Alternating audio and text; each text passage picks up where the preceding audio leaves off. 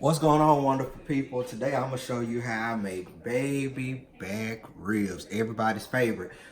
First thing we're gonna go over is we're gonna go over prepping the meat, how to cook the meat at the right temperature, and what to do after you finish taking them off the pit. So first things first, wash your meat. Wash your meat.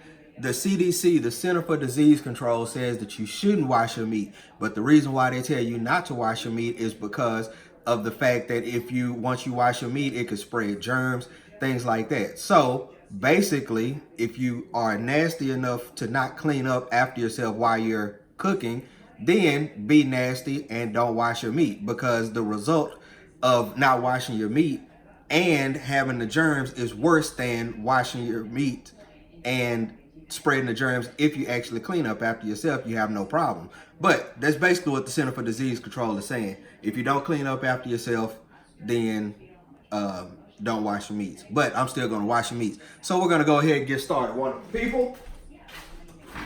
First things first, our poppers, free salt and honeys. Now, this little thing right here, this is where the magic all happens.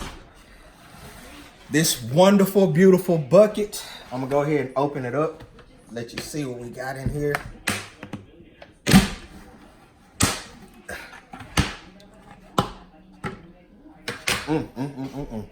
I wish I could have smell-o-vision on here. See there, that's what we got. We got our ribs, and we have them in there marinating. We've had them marinating for 24 hours already. So what we're gonna go ahead and do is we're gonna take those ribs out, put them in a pan, let them drain. Then we're gonna peel the membrane. I'm gonna show you guys how to do that. We'll be right back. All right, people, right now what we're gonna do is we're gonna be peeling the membrane off of these ribs. I'm gonna show you how to do that. And one thing I failed to mention is that brine, that liquid that we put that in. I'm not gonna give you the full recipe because we're just not gonna share that with you. What I can tell you is that when you're going and you're using a brine, what you want to have is 1 part MSG, 2 parts garlic, and 3 parts salt. You can use seasoned salt instead of regular salt. You can add a few other things to it, which is what I do. But the basic recipe is salt, garlic, MSG. Now, when you're peeling the membrane off of the ribs, the whole purpose of that is, you see this white layer of membrane is what it is. You don't want that on there when you're cooking, because it only makes a tough layer when you're cooking ribs. So you want to get you a butter knife, and you want to get up under the corner of that membrane until you can get it started, and you'll see it when you get it started. You want to get it all the way across. Once you get that started, I don't know how well you guys can see that, you want to take a paper towel. It makes it so much easier to pull this membrane off with a paper towel. And you just peel that whole thing off. And then you end up with this long, stretchy. This is what you don't want somebody to chew this. This is, I can't even tear this by pulling on this like that. So there's nothing but a hard layer of fat that's gonna be extremely tough. You know, they say fat is flavor, not that part of the fat. That fat is definitely not flavor. So we're gonna go ahead and get our second ribs. As you notice, I'm wiping with this paper towel, putting it down. The first thing I'm gonna do when I get done with this is I'm gonna clean this area again before I start another process. So, like I said, if you're cleaning after yourself, then by all means, please wash your meat. If you're gonna be nasty and you're not gonna clean after yourself as you're cooking, then you're probably the ones who don't need to partake in the meat washing. Meat washing is really just for those cultures who aren't familiar with it. You're not actually, putting soap and water on there. You're just rinsing off the excess blood and things like that. It's just kind of hard for me to look at that and not cringe when I see somebody cooking any kind of meats without washing them. This one's a little bit tough on getting this membrane off. We're gonna get it, y'all. Bam, I think we got a little starting point. Bam, we got us a little starting point, people. So once you get that starting point, make sure you got your tear going all the way across to the other side, which is what we got there. Get your paper towel. Grab that membrane. Peel slowly. You see let me see if you guys can see the difference on a membrane, on a piece with the membrane on there and a piece without. So these two we've already peeled the membrane on. I'm not sure if you guys can see the difference of this big, thick, white layer of fat on here versus that layer not being present at all on these two. So we're gonna go ahead, take our butter knife, get started on our membrane on this one. And it's just a real little thin little piece of membrane. Once you get it started with your butter knife, grab that, get your paper towel, pull slowly, pull that membrane off. Once you have your membrane off, we're gonna get to seasoning. I'm gonna wash this part off. I'm gonna wash my countertop off, things like that. Put some bleach, some Clorox on here, some Clorox bleach cleaner. Then we're gonna go ahead and get us some gloves on, because with this two-part process, you wanna make sure you're not touching your seasoning, crossing that over and cross-contaminating that with your hand that you're using with raw foods. So we'll be right back. All right, people, now we are going to move on to seasoning the ribs. We put it in a brine, which is, for me, part one. It's a two-part process with marinating ribs. I'm gonna show you how I marinate ribs. I have a seasoning that I make. I call it goodness in a bottle. And you want to put your seasoning in a shaker like this. So if you have a shaker left over that's empty, go ahead and use this, because it's a lot easier to shake that onto your product. So what I like to use in mine is salt, seasoned salt, garlic powder, onion powder, among other things. So I'm not going to give you the full recipe, but again, I'm giving you something to work with so you can have an idea of what to do. Take that finger, put a little bit of water on it, put it in that seasoning, lick your finger off. If you like it, wash your hands and then season it. If you don't like it, wash your hands and then add something to it. And I would say keep up with what you putting on your meats. The reason why I say that is because once you get a flavor that you like, you don't want your barbecue to taste differently today than it does tomorrow. So once you get your seasoning recipe that you want down, you want to season the back part of the ribs first. One thing you can do is spray a little Pam, little olive oil, little canola oil, whatever you want to use. Spray a little bit of that on there first. I'm gonna go with the wide end. Spray a little bit of that on there first. Then you want to put your seasoning on top. As I mentioned, this hand is going to be my hand. This is for seasoning. This is going to be the hand that touches raw product. The reason why I don't want to just switch hands is because I'm going to reuse this on something else that I'm cooking. So you don't want to cross-contaminate and put all that bacteria on the bottle that you're going to be using when you're cooking something else. You definitely don't want to use something like a container like this and then turn around and have your that bacteria sit on top of that,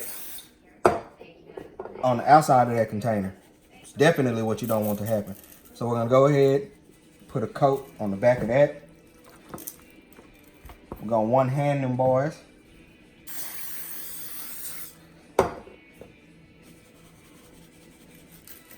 Put a coat on the other side. For the coat, one thing that you have to understand is that if you're using a lighter seasoning like this, you won't get a very dark color to your ribs because you have so much light color seasoning in here. But we're going for flavor. Color is always good, but real part where we're looking for color is on the smoke ring. And we'll show you how to know whether your ribs are done or if they're undercooked, because a smoke ring can create a false sense that your food isn't done. A heavy smoke ring. We'll go over all that a little bit later. So now that we have the ribs seasoned, I'm just gonna take another little light spray on the top side only. I'm gonna put a little bit of that on the top side. Now we're gonna be ready to go ahead and let this sit for at least 4 hours. I would suggest letting it sit overnight for another 24. And then we're gonna go be ready to put this on our pit. I'll see you guys in a little bit. Side down, meat side up. We got a little can of water in the back corner. I don't really know what that does, but my daddy used to do it all the time when he barbecued, so I do it too. I got 2 smoke tubes over here because I'm using the Camp Chef pellet smoker. So in these 2 tubes, I have one tube filled up completely with hickory. This other one is filled up with mesquite and oak wood. So we're gonna go ahead and let this go. We're gonna let these cook uncover for 3 hours. Every hour we're gonna come back and spray them with pineapple juice, and then we'll be wrapping them up. That's all we doing every hour. Opening up the lid, and you just spraying it with pineapple juice. That's it. Pineapple juice, water, anything really. Checking on our smoke tubes. They'll be able to last. I'm on the 2nd hour right now. They'll be able to go 1 more hour. We'll be ready to take these off and wrap them up. All right, y'all, we 3 hours removed from the pit. Well, 3 hours they've been on the pit. We just took them out. We're gonna wrap them. We're running the pit at 250 degrees. If you don't have a thermometer, I highly suggest you get one. Trying to eyeball a temperature is extremely hard. You can have a lot of smoke and no heat. You can have no smoke and a whole lot of heat. So you want to make sure you maintain your temperature, people. We ran them for 250 for 3 hours. We're about to wrap them up. We're going to let them go for another 2 hours, and then we're going to unwrap them again, and we're going to let them go for 1 more hour. This is called the 3-2-1 method. 3 hours unwrapped, 2 hours wrapped, and then another hour unwrapped when you put your sauce on there. Light sauce. We're not going to drown it in barbecue sauce.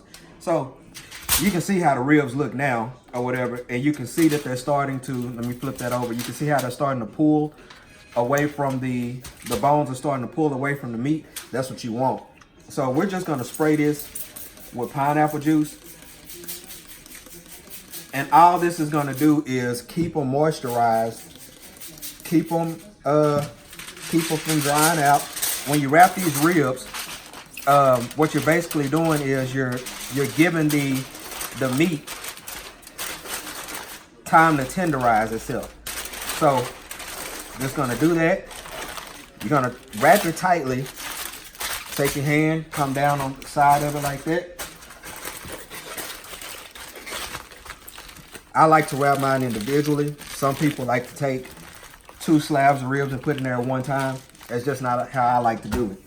So that's 1 slab down, another slab. Make sure you're keeping your work area clean. We made sure we cleaned this immediately after we finished with this the last time, and we cleaned it again before we started this process. So we're cleaning it twice. Same thing, a little pineapple juice. And you'll see how some of this juice is gonna just sit in that foil if you wrap it tightly. Now what you wanna kinda do is when you're wrapping it tight, you wanna make sure that you're not piercing the foil with the bone. If you do, get you another piece of foil and just wrap it up twice. That's 2. We got 1 more to go. This one here just looks absolutely beautiful. So there we go. We're just gonna wrap this up. Hit it with the pineapple juice 1 time for the 1 time. Same process. Tightly wrap it, but making sure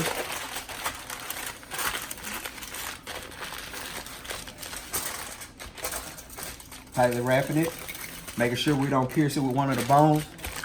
And that's it. We're gonna put this back on the pit, leave it on there at 250 degrees, let it go for another 2 hours. We're gonna take it off, and we're gonna lightly coat it with barbecue sauce. So let's go ahead and get this thing back on the pit and get it going. All right, now what we're gonna be doing is lightly saucing the ribs and putting it back on the pit for 1 more hour. We still got the temperature running at We still got the temperature running at 250 degrees. So we're gonna lightly sauce these bad boys up. We're gonna put that down because we got some juice dripping out. And I'm gonna show you what they look like after 2 hours of being wrapped. See, we got some juice that's dripping off of here already. So what we do is we're gonna unwrap these ribs. Let me get some gloves on. Again, clean the surface area when we finished from the last thing we did. Cleaned the surface area right before we started this process again. So I'm gonna get these young gloves on and we're gonna sauce these ribs up.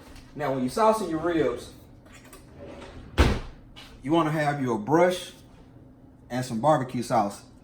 One thing that I suggest is if you buy a store-bought barbecue sauce, you wanna take your barbecue sauce, especially if it's a thicker barbecue sauce, fill it up halfway, maybe 3/4 of the way with sauce, add a little bit of water. I would add whatever you made your rub out of for your ribs, I would put some of that in there too. That's just my personal thing that I like to do. So we're only gonna actually sauce one side of these ribs. And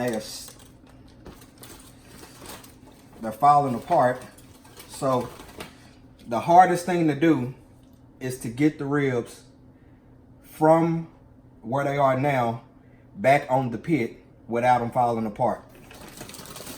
So what we're gonna do is we're gonna take them, we're gonna flip them like that. See how this is falling apart right here? That's a good problem to have, right? It means you got meat falling off the bone. So we're gonna take it, put a little bit of sauce on there. Not a lot, we're not trying to drown it in sauce. We just wanna add a little bit of barbecue flavor, sauce flavor on there. We're not trying to drown it. We're just giving it a little light coat. We ain't giving it a bath in barbecue sauce. Disrespectful to the crowd. Second slab. One thing you might want to do if your ribs are, depending on how much glaze was created from your, yeah, that's still a little warm. Probably should have waited that out a little bit. What you can do is let this sit for probably about, I'd say maybe 15, 30 minutes or so before you unwrap them, because they're gonna fall apart. It's gonna be hard to keep them in place, which is probably what I should have done. But I'm hard-headed. I don't even follow my own instructions sometimes. So we're gonna take these. We're gonna get those in there. Light sauce, not heavy. You don't need a lot, just a little bit. See how you got that bone coming out right there? This is literally fall off the bone barbecue. We got this little piece right here that fell off, so we're gonna save that. We're gonna go on and eat that up right now, as soon as I get done putting these on the pit. We got one more slab to go. This was the slab that retained the most juice. And that's why I put that foil down, because I know as soon as I go to put these on here, a lot of it is gonna fall apart. And I also know that some of that juice is gonna spill, so I don't wanna get that juice all on my counter. True enough, as I mentioned before, we're gonna clean before and after, but still, just a little barbecue sauce on there. Take your brush and make sure you mark your brush for your barbecue. You don't want to be using your paint brush that you did your kitchen project with and using that on your barbecue. That's it. They'll go back on here for another hour. Then we're ready to take them off, let them rest for about 30 minutes or so. Then we'll be ready to cut them. And now it's time for the finish, people, the slice. It's time to slice these beautiful things right on up. Let's get to it. I know y'all want to see how they came out. Let's see what we got here. One of the problems that we had while taking them off the pit is that they kind of broke apart a little bit. Good problems, because that means that they just ridiculously tender. But we're gonna go ahead and get these sliced up as best as we can. See how they kind of fell apart a little bit when I was taking them off the pit. So when slicing ribs, this is one of the bones that actually fell out right here. I don't know if you can see that, but used to be a bone right here where that fell out. When slicing ribs, you can slice right in between the bones. That's the easiest way to do it. Depending on how tender they are, the bones will actually come out like this. We're not gonna pull the bones out of these. I was just showing you that if they're pretty tender, that's kind of one of the good problems that you have. This one sliding out, so I'm gonna go ahead and take that one out. So you have your ribs, and you have them slid. You have a nice little smoke ring right around the outside edge of that. That's what you're looking for. That smoke ring is the key. If you got a smoke ring, you know you did some good flavor. So you just want to cut right in between the bones on the ribs. That's all you want to do, is cut right there in between the bones.